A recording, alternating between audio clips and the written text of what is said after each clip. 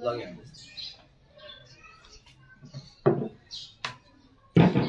Bismillahirrahmanirrahim. Assalamualaikum warahmatullahi wabarakatuh.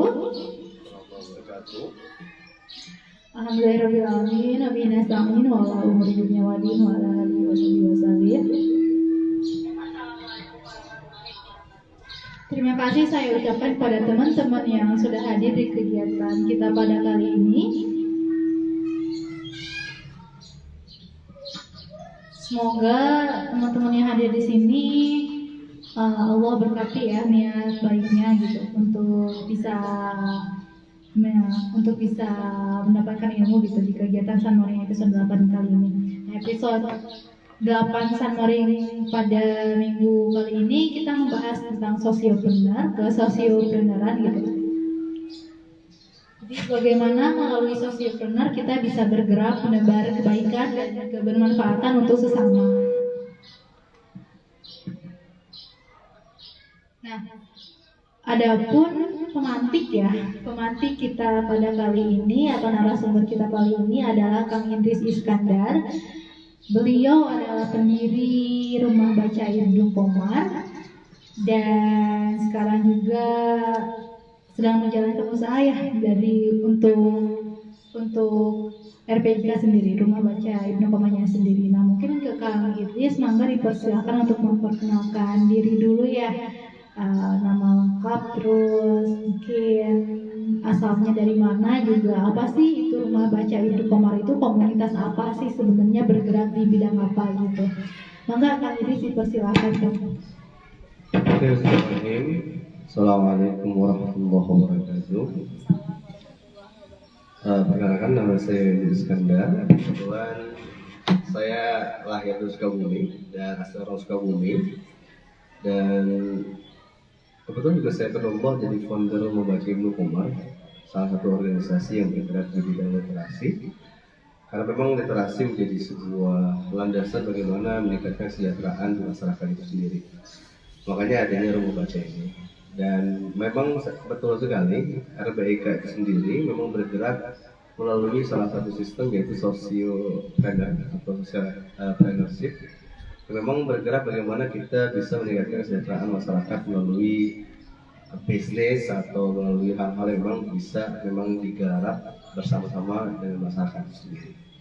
Dan kami berangkat dengan RBIK itu juga rumah saya, tepatnya dan ada di Cijangar, RT 4 RW 10 Kota Sukabumi. Dan kita menerima setiap orang dan siapapun untuk bisa meluangkan idenya, untuk bisa berkembang, dan kita siap menerima setiap masukan untuk sama-sama kita garap seperti itu. Oke, dulu dan saya.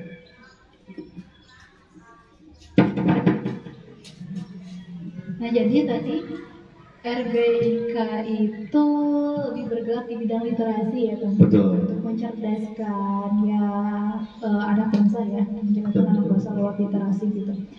Nah, Kang Idris, kalau untuk kegiatan Rumah Baca Ibnu Qomar sendiri itu kegiatannya gimana? Terus strukturkah atau misalkan ada kegiatan tahunannya atau memang kegiatannya lebih ke kondisional gitu? Jadi memang nggak ada proker tahunan, tapi kita gerak aja kondisional. Misalkan ketika Ramadan kita bikin kegiatan gitu, jadi memang nggak ada kegiatan terstrukturnya apa gimana nih Kak?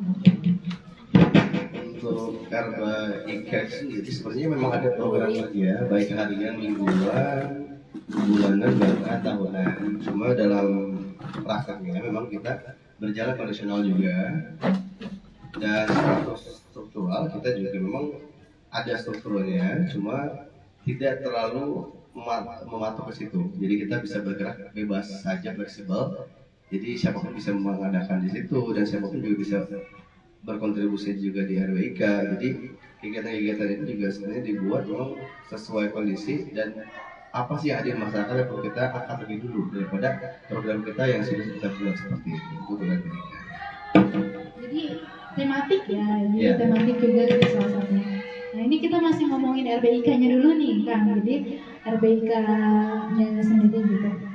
kira-kira ada nggak sih program unggulan gitu, program unggulan dari RBIK setiap tahunnya yang mungkin bisa apa, bisa eh, berimpact berimpactful gitu ke masyarakat gitu, yang sangat berimpactful. Untuk event tahunan kita ada, biasanya kita di anniversary RBK per tahun kita mengadakan baik itu piknik literasi, itu lebih ke bagaimana kita mengolah masyarakat bahkan anak-anaknya, kita refreshing. Cuma di dalam refreshing itu kita berusaha membuat setiap peserta itu memiliki kenangan dan memiliki salah satu cara berkembang yang berbeda daripada hari-hari mereka biasanya ketika mereka di rumah. Jadi itu biasanya kita laksanakan di luar rumah baca. Nah, jadi kita kerjasama dengan berbagai tempat wisata atau dengan ethnic training center atau dengan tempat-tempat yang lain memang bisa memberikan impact sesuatu atau output yang bisa masyarakat itu dapatkan juga. Jadi tawaran seperti yang sering kami laksanakan ataupun hal yang lain biasanya kita lihat isu apa yang memang perlu kita garap satu tahun ini, yang memang kita garap dan hasilnya bisa kita berikan setiap akhir tahun atau setiap pas anniversary itu kita berikan hasil daripada isu yang kemarin kita bicarakan, seperti itu untuk di masyarakat. Jadi memang programnya banyak ya, dan apa nggak cuma di rumah baca sendiri tapi juga di luar gitu ya. Kalau ini kan kalau pengurusnya dari pengurus RBIK ataupun anggota RBIK itu rentang usianya kira-kira rentang usia berapa sih gitu? Apakah usia misalkan RBIK itu untuk anak-anak sekolah aja gitu atau untuk mahasiswa aja gitu, apa gimana, dan sasaran apa ya, target sasaran RBIK itu kegiatannya itu ke manakah, apakah lebih ke anak-anak ataukah ke umum gitu kan? RBIK ini segmentasinya memang masih di angka 17 sampai 25. Cuma kita tidak menutup juga bagi siapapun itu yang memang berlanjut usia kan ataupun sudah tua ya ataupun masih di bawah 17, kita pun tetap raih mereka. Karena kita pun tahu setiap orang punya porsi masing-masing, setiap orang memang memiliki fungsinya masing-masing. Jadi secara segmen fokusnya kami masih di milenial 17-25. Coba yang lainnya pun kita tetap terima seperti itu. Jadi nggak menutup kemungkinan untuk yang di luar usia tersebut itu ikut berkontribusi gitu, karena kita ya gerak bareng-bareng aja gitu. Siapa yang punya ide dan mau menebarkan kebaikan ya udah gitu ya. Betul, jadi siapapun bisa ikut bersama kita dalam pergerakan. Jadi karena memang ketika kita membuat satu batasan, jatuhnya kita akan memperkecil pergerakan kita. Sedangkan kan manfaat yang coba kita beri itu sangat luas gitu. Dan memang harapan kita juga masyarakat, dan masyarakat itu memang dijaga dari yang baru bayi lahir sampai memang sudah tua renta. Itu jadi garapan fokus RBK yang lebih luas. Meskipun memang dari segmentasinya memang masih di arah zilenial sampai milenial seperti itu. Nah sekarang kita mau bahas historikalnya dulu nih, historinya dulu, sejarah dulu. Kenapa sih bisa kepikiran buat bikin RBIK? Apa sih yang memotivasi Kang Idris gitu buat bikin RBIK ya? Sebenarnya kalau kita buka usaha ya udah bikin usaha buat untungnya buat kita sendiri gitu, buat hidup sendiri, ya ngapain gitu ya bikin komunitas yang yang istilahnya malah kitanya sendiri yang harus berjuang gitu ya, yang harus berkorban gitu. Nah, kira-kira motivasinya dan gimana sih kok bisa terlahirnya gitu RBIK gitu? Kalau RBK sebenarnya simpel sih ya, maksudnya saya kan suka beli buku, tapi jarang baca buku. Akhirnya dulu punya buku di rumah gitu kan. Saya namanya tuh ada, saya tuh pernah baca kainan apa gitu. Jadi ada orang yang suka beli buku tapi nggak suka bacanya gitu. Tapi nggak tahu, mungkin suatu hari akan dibaca, mungkin dia seperti itu kan, ada pikiran seperti itu ya gitu. Terus gimana nih? Ya untuk hal ini sebenarnya memang saya senang beli buku untuk koleksi pertama. Yang kedua, memang itu juga jadi sebuah inisiasi baru di mana buku ini menjadikan saya berpikir bagaimana caranya buku ini terbaca. Akhirnya memang udah saya buka untuk umum dengan satu solusi. Memang sudah saya pikirkan bahwa bagaimana caranya saya tahu isi buku tersebut, dengan cara suruh orang lain baca dan suruh orang lain buku tersebut. Jadi itu untuk hal sih. Dan sekarang mungkin yang baca orang-orang gitu. Cuma secara sejauh ini akhirnya saya terbantu dengan mereka. Akhirnya saya bisa untuk menjawab ketika ditanya apa sih isi buku yang itu gitu. Jadi berawal dari keresahan Kang Idris pengen tahu isi buku ya, jadi karena banyaknya buku di rumah mungkin ya, gitu. Jadi bisa menciptakan suatu hal yang besar yang sampai sekarang gitu ya, sampai sekarang bisa berjalan gitu. Ya alhamdulillah seperti itu. Kita beralih, tadi kan kita udah pengenalan LBK-nya, kita sekarang coba mulai perkenalan ke apa sih sosiopreneur gitu. Menurut Kang itu sendiri, sosiopreneur itu sebenarnya apa sih, dari mulai definisinya dulu? Mungkin di sini ada teman-teman yang belum tahu, asing atau dengar apa sih sosiopreneur. Sosio itu sosial, terus preneur itu apa sih sosiopreneur itu? Mungkin bisa dijelaskan ya Kang ya? Oke, memang saya bergerak sekarang fokus di sosiopreneur atau social entrepreneurship ya. Karena memang saya basically mau suka dagang, tapi saya juga suka sosial. Akhirnya saya mencoba menyatukan hal itu, dan ternyata memang sudah ada gitu kan, sudah ada sebelumnya sosiopreneur ini di mana-mana dan sudah berjalan lama. Cuma memang kebetulan di Indonesia belum terlalu kuat dan belum ada dukungan pemerintah, dan juga belum orang banyak yang tahu. Jadi sosiopreneur adalah tadi sosio itu sosial, planner pada pembisnis. Jadi sebenarnya sosiopreneur adalah sebuah aktivitas wirausaha atau usaha lah ya, yang memang berjalan cuma dengan orientasi untuk menyelesaikan masalah-masalah sosial. Jadi sosiopreneur itu usaha yang memang tujuannya bukan untuk hanya pribadi profit sendiri, tapi bagaimana caranya kita menyelesaikan masalah-masalah sosial melalui usaha kita. Itu sosiopreneur jatuhnya. Itu untuk pengalaman sosiopreneur. Berarti sosiopreneur itu gimana usaha yang kita jalankan itu profitnya bukan hanya untuk kita dan keluarga, tapi juga bisa profitnya itu bisa untuk masyarakat banyak ya. Jadi dialihkan lagi si dana yang kita dapat di usaha itu untuk kegiatan sosial. Betul, itu bisa, atau kita menjadi solusi bagi masyarakat itu sendiri. Jadi ketika ada, jadi sosiopreneur ini memang sesuatu yang harus sebenarnya masyarakat kenal, karena kejenjangan di masyarakat yang sangat mendominasi sekarang adalah masalah ekonomi. Dan sebenarnya sosiopreneur bisa menjadi solusi yang bisa pemerintah pertimbangkan untuk bagaimana merubah kesenjangan ini menjadi kesetaraan masyarakat itu sendiri. Nah, melalui sosiopreneur ini, ketika si pelaku social entrepreneurnya itu melakukan sosiopreneur ini, maka yang akan terjadi adalah perluasan kebermanfaatan dari hasil ya.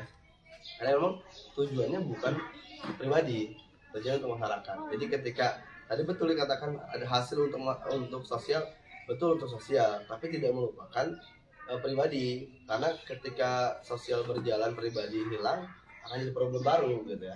Tapi ketika sendiri berjalan, tapi isu sosialnya terabaikan, itu bukan sosiopreneur jatuhnya, itu hanyalah entrepreneurship aja jatuhnya. Jadi memang sosialpreneur ini tidak bisa terlepas dari kedua hal ini. Dan memang kenapa mungkin banyak orang di sini nggak mau bergarap sosialpreneur, memang menganggap wah ini hidup kita masih susah nih, malah ngurusi hidup orang lain. Padahal seberjalannya saya banyak kesempatan dan memang peluang yang memang belum tergarap, karena memang masih minoritas yang banyak orang nggak tahu. Jadi ketika kita garap, kita bisa jadi salah satu inisiator awal lah di Indonesia. Tapi khususnya di Sukabumi kan, Indonesia juga sudah ada beberapa, cuma mungkin memang belum mengenal dengan istilah sosiopreneur itu sendiri. Seperti itu untuk sosiopreneur. Nah, jadi kalau kalau sosialpreneur itu kan ya kita lebih ke kata sosialnya ya, dari Betul. gerakan sosialnya gitu. Tapi kan kalau orang-orang anggaplah kita di Sukabumi gitu, emang masih jarang ya orang yang bisa bergerak untuk sosial gitu ya. Ngapain sih gitu kita capek-capek dibayar enggak, malah kita yang mengeluarkan uang seperti itu kan. Jadi memang jadi namanya pemahaman orang-orang yang perlu kita rubah gitu, dan salah satunya bukan cuma kita hanya berbicara, tapi juga dengan action ya gitu. So, Kayak menunjukkan bahwa sosialpreneur itu ini kita bisa sukses gitu loh kan, ini kita bisa sukses, kita dapat untuk pribadi juga dengan masyarakat, itu kan suatu kepuasan sendiri ya ketika kita bisa menyebarkan kebaikan kayak buat masyarakat. Setelah untuk Kak Hedi sekarang itu sebagai bagian yang bergerak di bidang sosial gitu, kira-kira yang paling penting di dalam sosialpreneur itu apakah sosialnya ataukah ke entrepreneurship-nya? Justru itu, jadi ketika kita menggarap sosialpreneur, pegiat ini harus ada balance di tengah. Jadi ketika ada organisasi sosial sama organisasi komersial, maka socialpreneurship ini atau socialpreneur atau sebutlah social enterprise contohnya ya, itu harus ada di tengah. Ketika organisasi sosial memikirkan bagaimana misi sosialnya ya, terus yang komersil bagaimana profitnya, maka social enterprise ini harus ada di tengah, harus memiliki kedua tersebut. Terus berjalan seiringan memikirkan menyatukan kedua hal ini ya di dalam satu pergerakan ini. Jadi tidak bisa mana yang lebih penting, justru keduanya penting. Makanya lahirnya socialpreneur gitu. Socialpreneur adalah solusi bagaimana kita menggabungkan kedua hal ini menjadi satu tujuan gitu, dengan tanpa meninggalkan satu sama lainnya. Jadi memang tidak bisa ditinggalkan satu sama lain. Jadi dibilang penting mana, semua penting karena saling menopang gitu. Itu ya, tadi memang harus balance keseimbangannya. Memang nggak bisa kita cuma di kegiatan sosial aja atau cuma bisnis aja, tapi memang itu namanya sosialpreneur, jadi memang harus ujungnya harus ada gitu, nggak boleh ya salah satunya benar itu nggak boleh ya, dua-duanya berjalan. Nah kan kalau misalkan kita itu kurang nih di kegiatan sosialnya gitu, tapi kita punya usaha, tapi kita cuma jadi sponsor orang aja gitu, jadi kita cuma ngasih dana doang. Untuk misalkan saya misalkan ada bisnis, dan saya tuh nggak bisa punya kegiatan sosialnya, saya hanya bisa ngasih dana doang. Nah apakah saya juga itu bisa disebut sebagai seseorang socialpreneur gitu, ataukah memang harus kitanya sendiri yang terjun langsung ke lapangan buat emang eksekusi kegiatan sosial tersebut gitu? Itu bisa, menurut saya itu bisa disebut socialpreneur karena memang kan fokus dari ke awal definisinya adalah menyelesaikan permasalahan di masyarakat. Jadi ketika kita pun nggak bisa turun, tapi ada dana yang bisa kita alihkan untuk kegiatan sosial, maka itu kita bisa sebut juga sebagai penggiat socialpreneur. Karena memang jatuhnya ujung tombaknya adalah bagaimana kita merubah si masyarakat itu sendiri atau bagaimana kita membantu orang lain. Nah ketika kita sudah berbisnis yang kita punya dan mengalirkan untuk kegiatan masyarakat, itu bisa disebut karena itu juga menyelesaikan satu isu atau satu masalah di masyarakat itu sendiri. Makanya dia disebut socialpreneur gitu. Cuma kalau bukan lebih baik karena memang tidak bisa juga, jarang juga orang mau langsung menggarap keduanya. Cuma ada yang memang fokus di komersilnya, ada yang fokus sosialnya.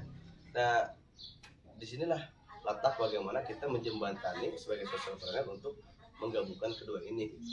Jadi kalau kita mampu dengan dana ya monggo gitu, yang itu juga bisa menjadi sebuah solusi memang yang senantiasa juga harus dipikirkan oleh seorang socialpreneur.